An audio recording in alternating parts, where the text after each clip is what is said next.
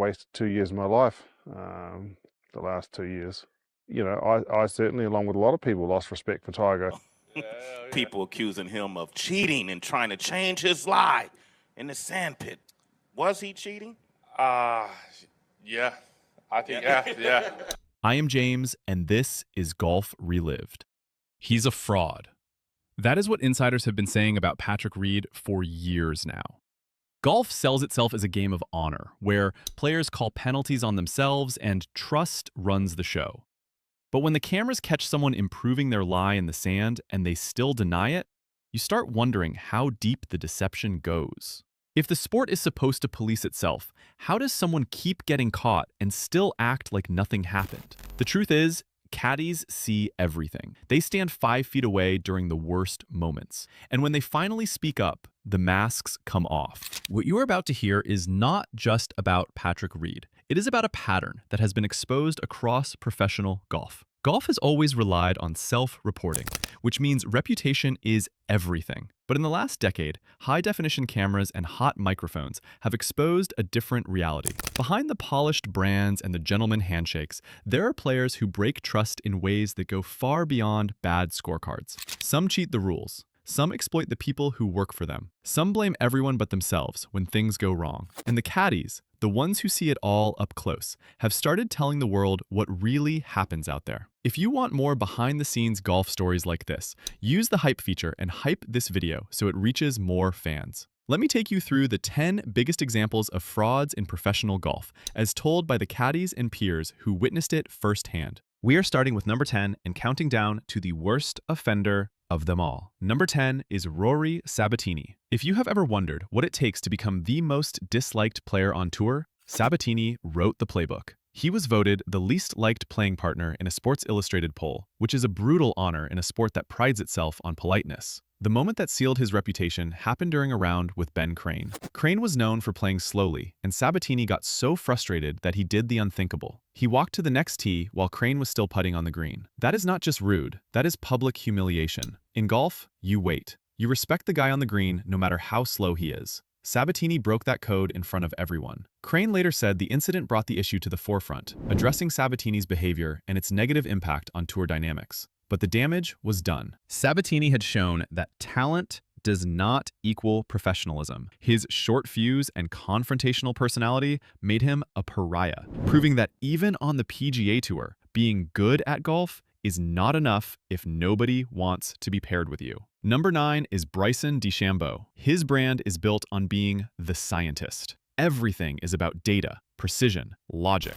But his former caddy, Tim Tucker, gave the world a different picture. Tucker described Bryson as very demanding of everybody around him, from his agent to his business manager to his social media team. The pressure was constant. Even the way you handle the putter could set him off. That is not the calm, rational scientist you see in the commercials.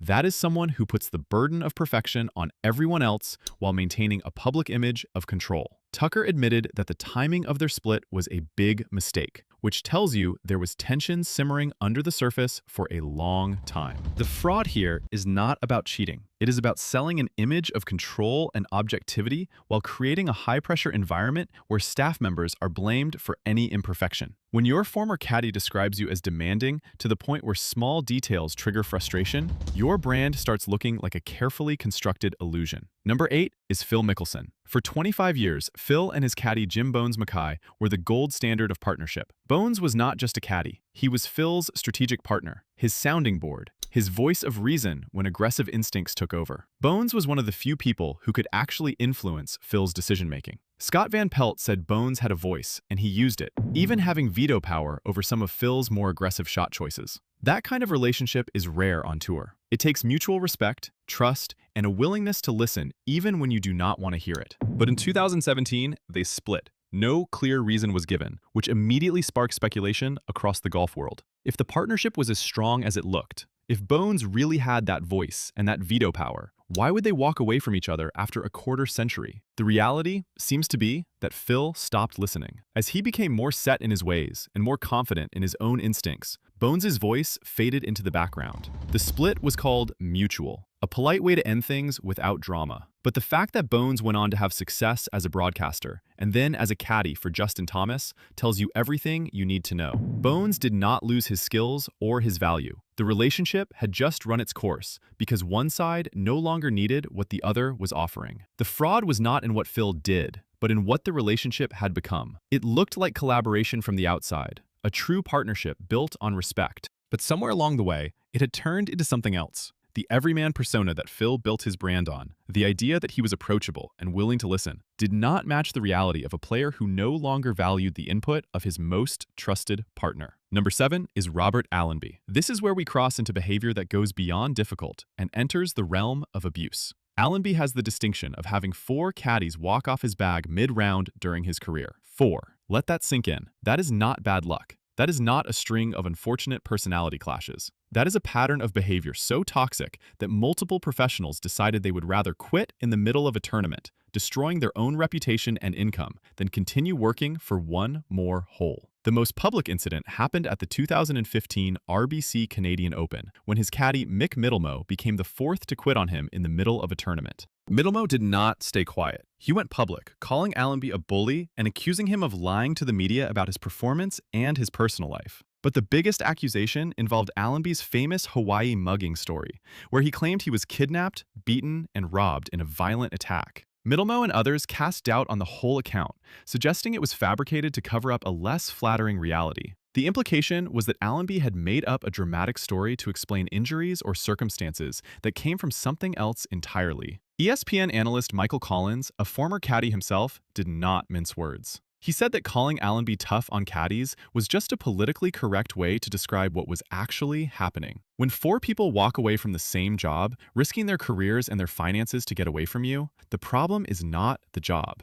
it is the boss. Allenby represents the extreme end of the fraud spectrum, where the public image of a professional athlete hides behavior that would be grounds for lawsuits in any other industry. Number 6 is Sergio Garcia. Sergio has always been known for his passion, but at the 2019 Saudi International, that passion turned into vandalism. Garcia was disqualified after intentionally damaging 5 greens in frustration. 5. Every player who had to putt on those greens after him was dealing with the mess he left behind. This was not just a meltdown. It was an act that directly harmed his competitors. Brooks Koepka did not hold back, calling Garcia's behavior acting like a child and showing disrespect to everybody. Koepka pointed out that Sergio was 40 years old at the time, which makes the tantrum even worse. An adult throwing a fit like that is embarrassing, but the fraud goes deeper than one bad day. Reports surfaced that Garcia's caddies were scared to speak up during his meltdowns. That tells you this was not an isolated incident. It was part of a toxic pattern where the people closest to him felt they could not challenge his behavior without consequences. When your team is afraid of you, you are not a passionate competitor. You are a problem. Number 5 is Jordan Spieth. Spieth has always been marketed as the golden child of American golf. Polite, humble, a role model. But during the 2019 United States Open at Pebble Beach, a live microphone caught him doing something that shattered that image. After 2 bad shots, Spieth turned to his caddy, Michael Greller, and said, "2 perfect shots, Michael. You got me the water one and the green on the other." That is textbook scapegoating. Greller gave him the information. Spieth failed to execute. But instead of owning the mistake, Spieth externalized the blame. The moment was particularly damaging because Greller had done nothing wrong. This was all on Spieth. The fraud here is the disconnect between the team image that Spieth and Greller had cultivated and the reality that when the pressure was on, Spieth's ego came first. It is easy to be gracious when you are winning. The test of character is how you handle failure. Spieth failed that test on live television. Number 4 is Bubba Watson. Bubba is a 2-time Masters champion who has built a public persona around faith and emotional growth. But his treatment of his longtime caddy, Ted Scott, tells a different story. Television broadcasts have repeatedly captured Watson berating Scott after poor shots, which led to the creation of the viral Pray for Ted Scott movement. Fans were not praying for Ted because they thought he was having a great time. They were praying for him because he looked like he was suffering. Ted defended the relationship, saying there are moments of tension under pressure, and they get along really well. But the optics were brutal. When your fan base creates a support campaign for your employee, that is not a good sign. The fraud is the gap between the values Bubba talks about and the way he acts when a shot does not go his way. Emotional growth means taking responsibility. It does not mean taking out your frustration on the person who is there to help you. Number 3 is Matt Kuchar. For years, Kuchar was known as Nice Guy Kuch. He had a reputation for being the most approachable, polite, well-mannered player on tour. That reputation died in 2018 after the Mayakoba Golf Classic in Mexico. Kuchar's regular caddy was unavailable, so he hired a local caddy named David El Tucan Ortiz. Kuchar won the tournament and earned $1,296,000. Standard practice says a winning caddy gets 10%, which would have been $129,600. Kuchar paid Ortiz $5,000. That is 0.38% of his winnings. When the story broke, the backlash was immediate. Ortiz said he felt taken advantage of. Rory McIlroy publicly jabbed at Kuchar. The pressure became so intense that Kuchar issued a public apology, saying he let himself, his family, his partners, and David down. He eventually agreed to pay $50,000, which was still far below the standard 10%, but better than the insulting $5,000 he started with. The damage was done. The nice guy brand was exposed as a fraud. The public image of generosity and kindness did not match the private reality of a man who would exploit a local worker for a fraction of what he deserved. Number 2 is Tiger Woods. Tiger is the most dominant golfer of his generation, maybe of all time. But his longtime caddy, Steve Williams, painted a very different picture of what it was like to work for him. Williams caddied for Tiger for 13 years, a period that included 13 major championship victories. After being fired in 2011, Williams wrote a tell-all book and gave interviews that revealed the private reality. Williams said he felt like I was his slave. That is a heavy comparison, but Williams was not exaggerating for effect. He described specific behaviors that crossed the line. Tiger would toss clubs at him in frustration. He would spit into holes on the green. These were not moments of competitive intensity. They were acts of disrespect. Williams said he lost respect for Woods during the 2009 infidelity scandal, when the carefully constructed image of the disciplined champion fell apart. After being fired, Williams said he felt he had wasted 2 years of his life being loyal to someone who ultimately betrayed him. The fraud here is the gap between the public Tiger and the private Tiger. The world saw a stoic icon who respected the traditions of the game. Williams saw a man who treated his closest partner like an instrument instead of a collaborator. When the person who stood next to you for 13 years says you made them feel like a slave, that is not a misunderstanding. That is a character problem. Number 1 is Patrick Reed. This is where we come full circle. Reed is often called Captain America because of his success in the Ryder Cup, but his reputation has been destroyed by repeated allegations of competitive dishonesty. The moment that defines his career happened at the 2019 Hero World Challenge at Albany in the Bahamas. During the third round on the 11th hole, Reed's ball was in a sandy waste area. Television cameras captured him taking 2 practice swings behind the ball. In each swing, the sole of his club moved and removed sand, flattening the area and improving his lie for the next shot.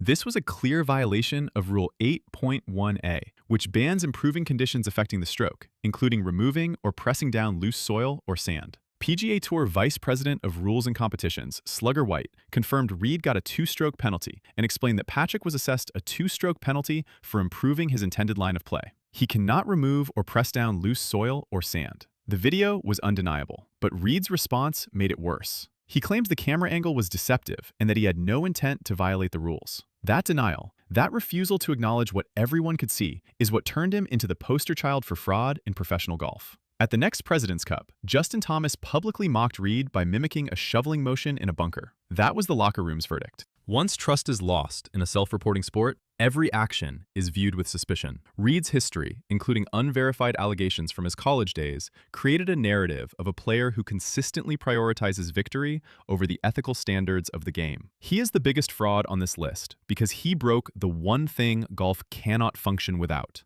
trust. So what does all of this mean for the sport? Golf has always sold itself on honor and self-governance.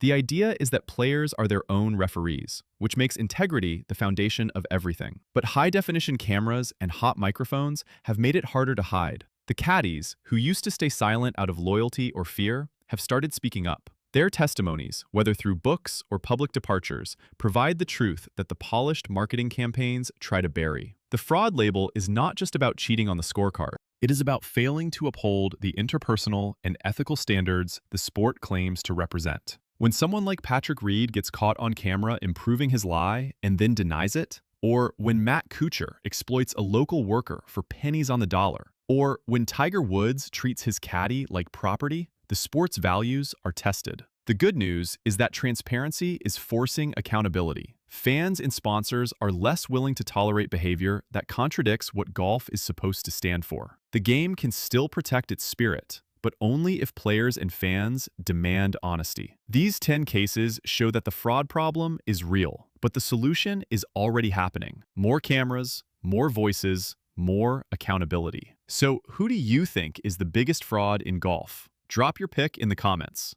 If you enjoyed this deep dive, hit the like button, subscribe for more stories like this, and use the height feature to spread the word. Thanks for watching Golf Relived.